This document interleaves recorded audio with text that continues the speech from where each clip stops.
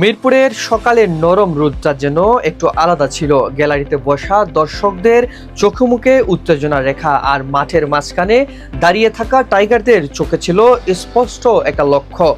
মুশফিকের ঐতিহাসিক ১৭তম টেস্টটা শেষ হোক এক অনন্য জয় দিয়ে। আয়ারল্যান্ডের ৬ উইকেটে ১৭৬ রানে দিন শেষ করার পর ধারণা করা হয়েছিল পঞ্চম দিনের প্রথম সেশনেই ম্যাচ গুটিয়ে নিবে বাংলাদেশ, কিন্তু গল্পটা ততটা সহজ হয়নি। পঞ্চম দিনে ব্যাট হাতে দৃঢ়তা দেখান কার্টিস কেম্পার ও এন্ডি ম্যাকব্রাইন। সকালবেলার নিখুঁত প্রতিরোধে আয়ারল্যান্ড লড়ে যেতে থাকে প্রায় ৬০ ওভার, তবে শেষ পর্যন্ত অভিজ্ঞতা ও দক্ষতার সামনে টিকে থাকতে পারেনি তারা। ১১৩ ওভার ৩ বলে ২৯১ রানে অল আউট হয়ে যায় সফরকারীরা।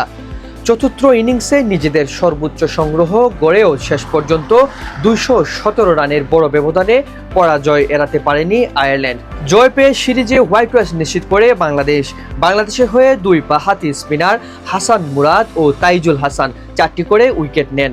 বিশেষ দিনটিতে তাইজুল ছুঁয়ে ফেলেন দেশের প্রথম বোলার হিসেবে টেস্টে ২৫০ উইকেটের মাইলফলক।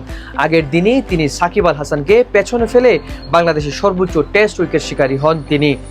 এর আগে ব্যাট হাতে দাপট দেখায় বাংলাদেশ। সাদমান, মুমিনুল ও মুশফিকের ব্যাটে ভর করে দল তুলে ৪৭৬ রান, লিড দাঁড়ায় ৫০৮ রানে। জবাবে ব্যাট হাতে লড়াই করার চেষ্টা করেন হ্যারি টেক্টর ও কেম্পার, কিন্তু তাতেও ফল আসেনি। শেষ পর্যন্ত মুশফিকুর রহিমের ১৭তম টেস্ট হয়ে থাকলো স্মরণীয়। দারুণ জয়, রেকর্ডের ফুলঝুরি আর টাইগারদের আরেকটি ঐতিহাসিক মুহূর্তের সাক্ষী হয়ে।